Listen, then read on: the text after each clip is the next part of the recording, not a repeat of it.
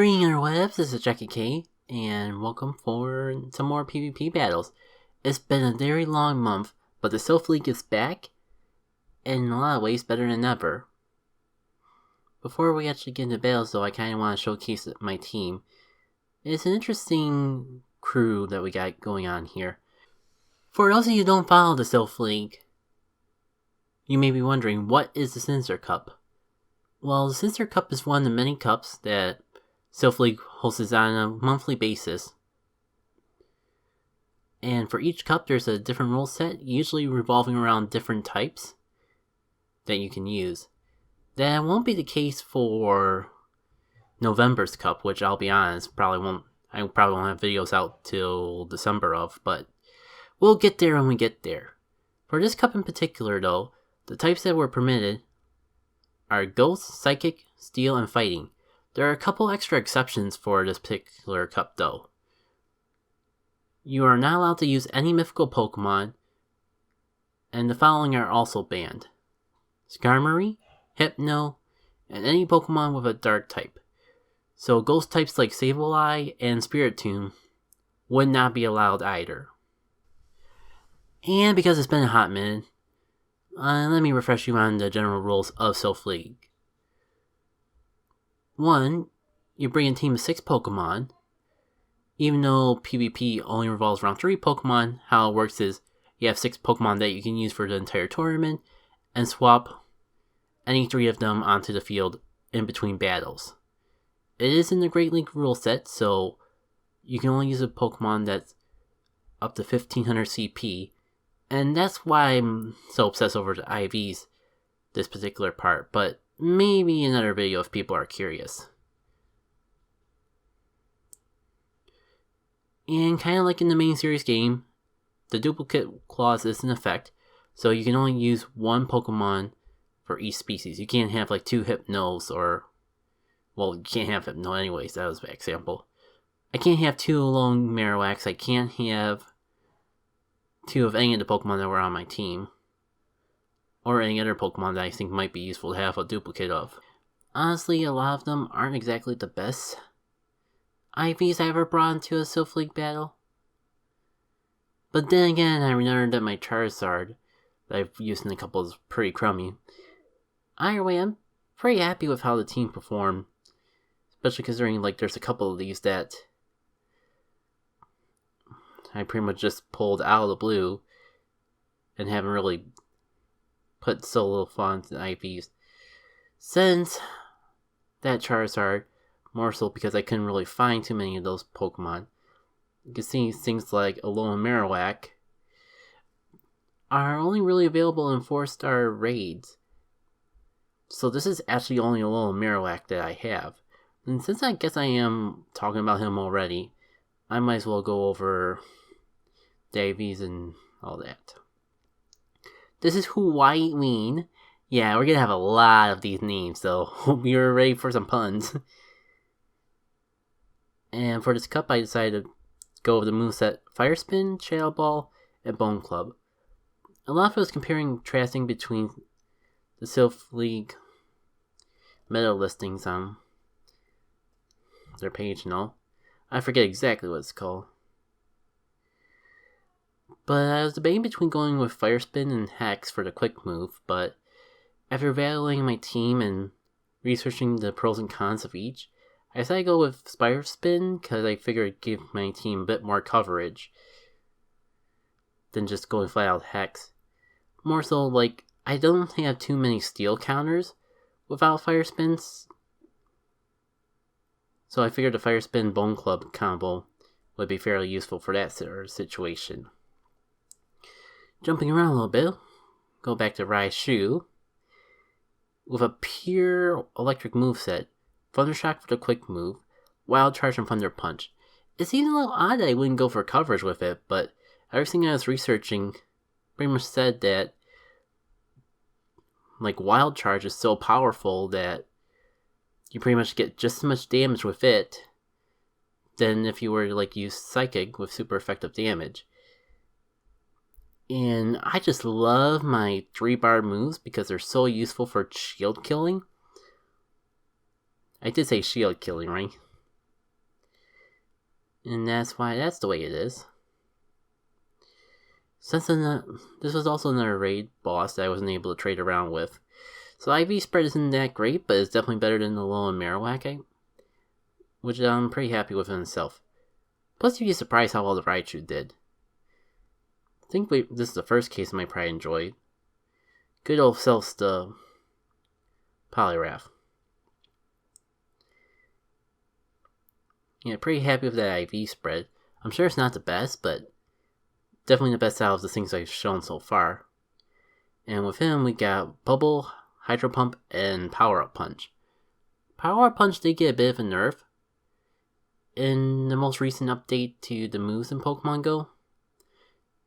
But essentially, that nerf kind of just puts more emphasis on using Power Up Punch as a buffing move rather than just a one streak attack.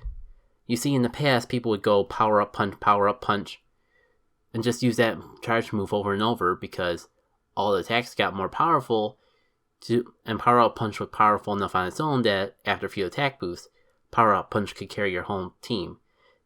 So it's still a similar effect, even with the nerf, but the other moves that you give the Pokemon are much more significant. You'll be relying a lot more on the damage your fast attack does, as well as having a secondary move. And I think we'll definitely have a few battles going in that showcase that more specifically. As back to the iffy IV ones, we have Elemental Den. But again, it was more important for me to use this Pokemon because of its moveset, even if I can get one of the most ideal IVs for this particular PvP session.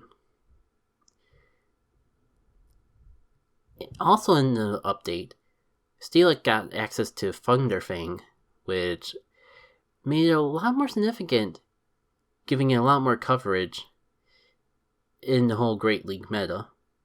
So this Steelix has Thunderfang, Earthquake, and Crunch. And it may seem redundant to have two Steel types, but I found very significant use for both of them.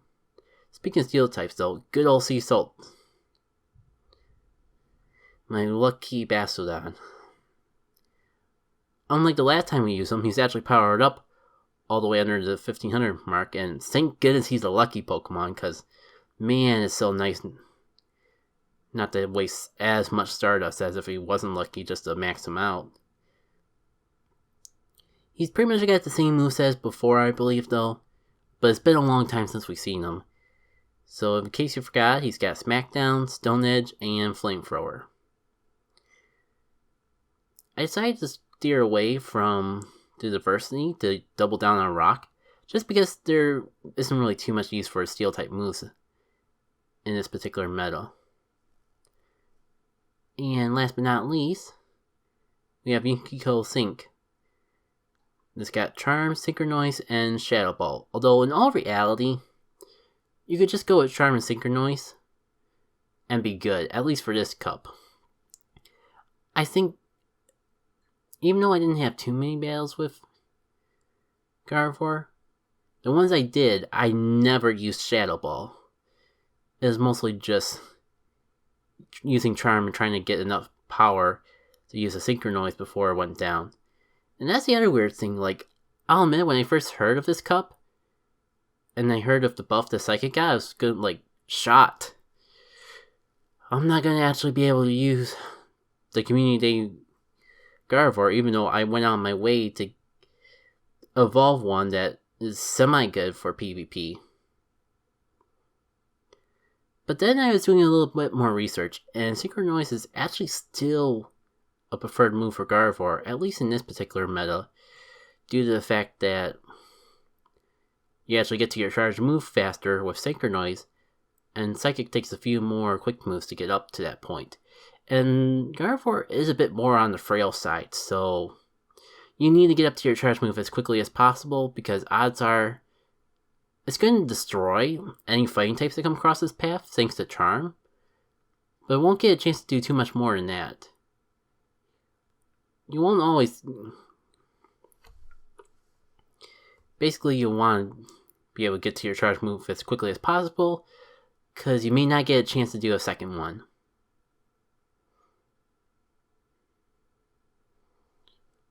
All that said, I completely forgot to actually talk about what specific rules are going on with this whole Sinister Cup. Give me one sec. With all that said, let's get into some battles. Before we get too deep into the match, I'd like to go over my opponent's team.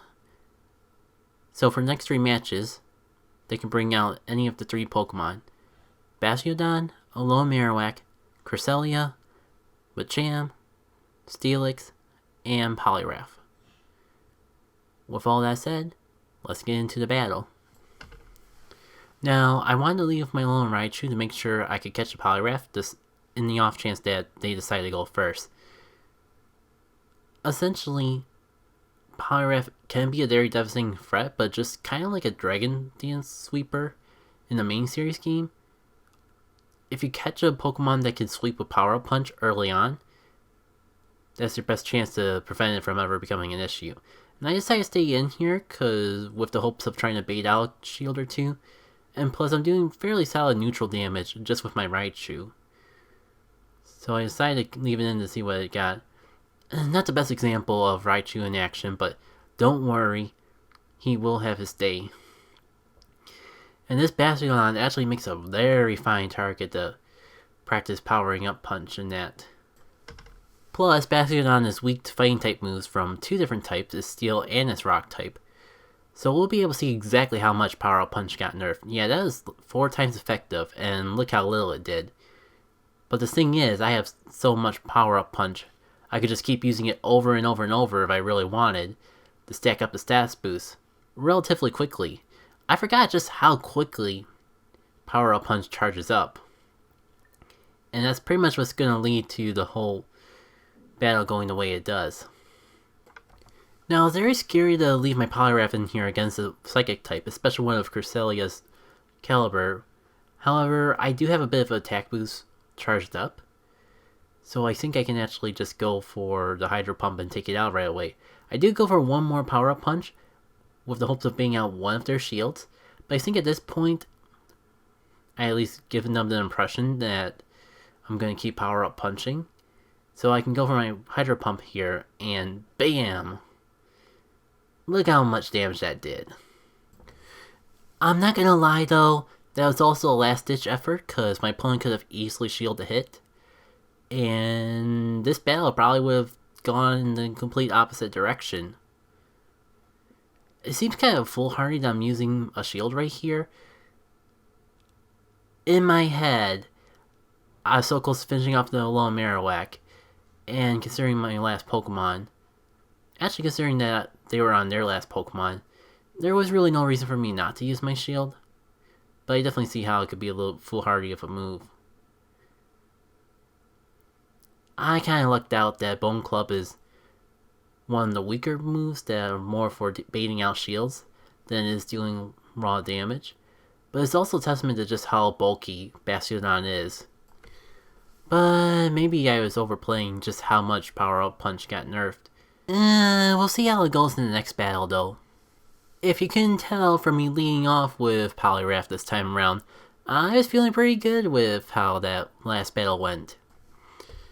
I also decided to swap my lone Raichu with Gardevoir for this round, because with feeling out how the last battle went, I really came to the realization that Raichu was really only good for Poliwrath, and Gardevoir had that matchup taken care of well. Plus, my opponent for whatever reason decided to go with Metachan instead of Poliwrath, because I do admit they do serve very similar purposes. With using Power Up Punch and then using that Power Up Punch to boost their other moves, Gardevoir would also be able to handle the Metachan. What I did skip over was my opponent led off with the Cresselia, probably because of how much I devastated with the Power Up Punch last match. So I had to retreat my Poliwrath out there pretty quickly. Thankfully, Bastiodon pretty much walls all the attacks that Cresselia can throw at me. It's one of those cases that I'm still getting used to, transitioning from main series PvP to Pokemon Go PvP. Just because you don't have super effective damage doesn't mean you lack an advantage. Bastiodon's bulk, in combination with his resistances, is able to let its neutral damage moves pull ahead in this particular matchup. Plus, it's always nice when I can waste a shield, even though my opponent switched into something that is disadvantageous to the Bastiodon. Fire moves may be neutral damage, but Bone Club is the thing they like to use, and even though Bastiodon takes it pretty well, I was nervous, I have to admit. And in hindsight, when I'm looking at the damage more closely, it would have knocked me out. Plus, I'm still one shield ahead, and my opponent has no shields left, so I think in this trade-off, I'm going to take the advantage. Yeah, I'm going to let Bastiodon go down, but only because it'll allow me to preserve my shields later on, especially because I have Poliwrath still. I may be down one Pokemon, my most bulky Pokemon, but I have a power-up punch just about ready to go, so even though it'll resist the damage, in Pokemon Go, there is no such thing as taking 0 damage. But I will be resisted quite a bit, as you can see. But it's not about the resistance, it's about getting that attack boost. It's actually a little bit of a shame because I would have loved to get another power-up punch off before the Cresselia went down, but my fat fingers weren't having it. Thankfully, I'm able to get my power-up punch off here, and I'm playing a little bit of a gambling game, a pretty similar situation to where I was last time. But thankfully, I was able to take out the Cresselia. I have another power-up punch ready to go. In fact, like if I was feeling really greedy, I could probably just power-up punch and never let them attack. Slight exaggeration, but as you can see, the damage really comes from my non-power-up punch moves.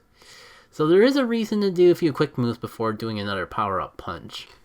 I'm not going to even need the Hydro Pump for this situation, am I?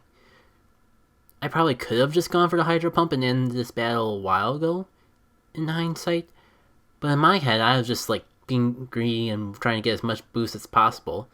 And with the quad weakness that Bastiodon has to the fighting moves, Power-Up Punch was still working okay. After all, I think it was a very similar end result. Now, something new for this season of Silph Cup, because one thing I forgot to mention, part of the reason why they had a month break from the Silph League was because it was technically the end of the first season, and this is the first tournament for the second season of Silph League. One of the new rules, though, is even though it's best of 3, you still are encouraged to do all 3 of your battles. Even if you sweep with 2 wins, you're still encouraged to do your 3rd battle for 2 specific reasons. One, for stats, because Silph League is starting to keep track of what Pokemon win battles, which I think is going to be used for stat tracking. Kind of how, in a similar sense to the Global League on the Pokemon site if you've been on there before. The second reason is for tiebreakers. If 2 people have the same amount of overall point wins in a tournament, the amount of matches that they've won in the tournament could be the deciding factor of who gets first and who gets second, even if they've won the same amount of matches, or same amount of rounds. Now, I can't believe I was completely talking over the whole Bastiodon versus Steelix matchup, but it doesn't matter because you saw the end result there. Don't send a Bastiodon out against Steelix like yours truly, because the Steelix will have Earthquake, and Earthquake will win that matchup. Even if you have the freaking Flamethrower. Thankfully, my Poliwrath is still taking quick work of all that, but I was a little scared. Even though I was somehow able to persevere through this matchup every single time I've had Poliwrath against Cresselia, I felt like my luck was going to run out, so I went into Alolan Marowak, especially because it's a specific counter pick to Cresselia. But my opponent knows this too and switches into their own Alolan Marowak. So we got a little bit of a Ditto match going on here, which, if you remember from the team preview, my Marowak is not the best Marowak.